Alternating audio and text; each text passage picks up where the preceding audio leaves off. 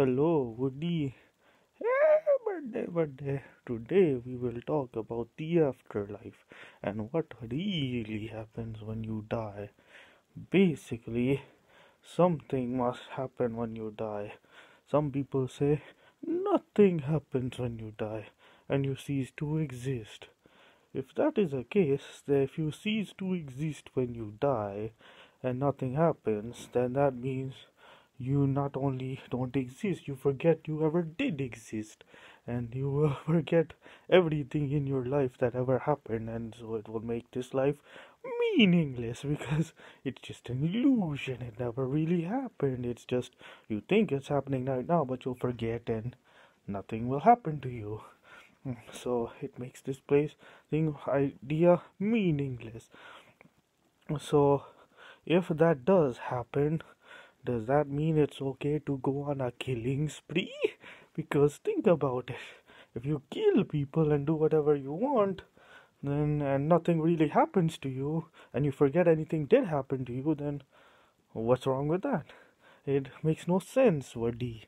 So something must happen when you die, and you must get either a reward or punishment. Because unlike the animals, we have a free will and a consciousness, and we have the potential to do good or evil. If you do good, you must get a reward for it logically, and you do evil, you must get punished for it logically. If there's no reward or punishment for doing good or evil, then what's gonna prevent us from being evil? Why should we not be evil? Logically makes no sense. If there's no punishment for being evil and no reward for doing good, you might as well be evil. Why? Logically, it follows. So then, the next question is, it probably is heaven and hell, yes, but what about reincarnation? Does this make sense, the reincarnation theory? Well, most of us don't remember ever having a past life, whether we were an animal or a human or whatever. We don't remember it, but some people claim they do. But these could be false memories. If not from themselves, it could also be from a trickster entity, such as a devil. Without a, since it's just a few random people, we can't say this is the fact. If everyone remembered their past lives, then maybe you could say it's possible, not only possible but true, but hardly anyone does. So very few people do. So it's an unlikely story, because if I just reincarnate into another person and forget my past life, what's the point? I mean, and if I just come to this world again, I'll just be the same person.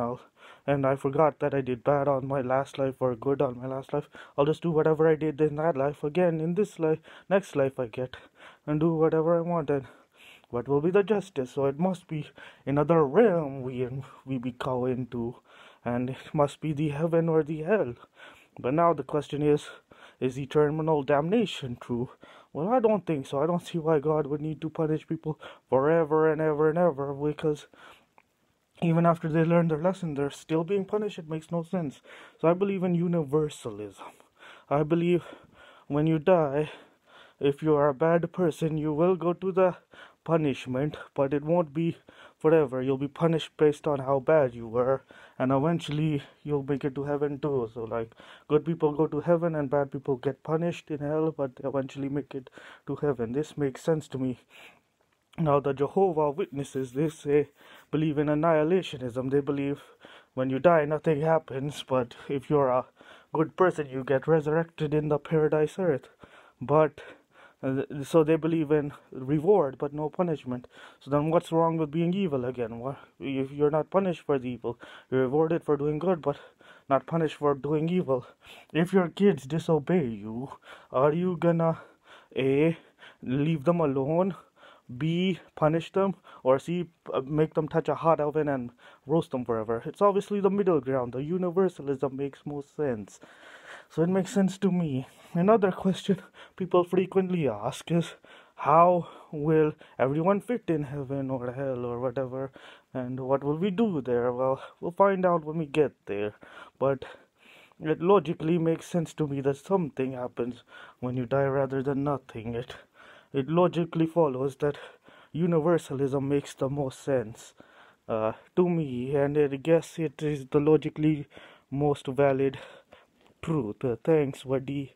And Islam has the closest idea to it. Most Muslim scholars have already accepted universalism theories, so it makes sense to me. And the Quran and Hadith seem to support it, so it makes sense that Islam is the true religion.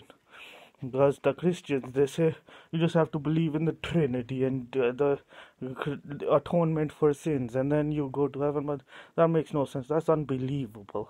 How can you believe in something that's unbelievable? It makes no sense. I don't think anyone in the world is a Christian, because it doesn't make any sense, really, if you think about it. And I don't think anyone can really believe it. So if you have to believe in the unbelievable to go to heaven, I don't think anyone's going. Even if they say they are, they're just being hypocrites. It's a religion based on hypocrisy, the Christianity. But the Islam, it makes sense. Basically, you be a good person, you get rewarded for your good deeds. If you be a bad person, you get punished for your bad deeds. But of course, no one's perfect. But if you try your best, you should be rewarded. And if they're just lazy and don't even try and just want to be evil, then of course you should get punished. But you just gotta try your best to be good. That makes sense to me. Thanks, Vadi. Alhamdulillah.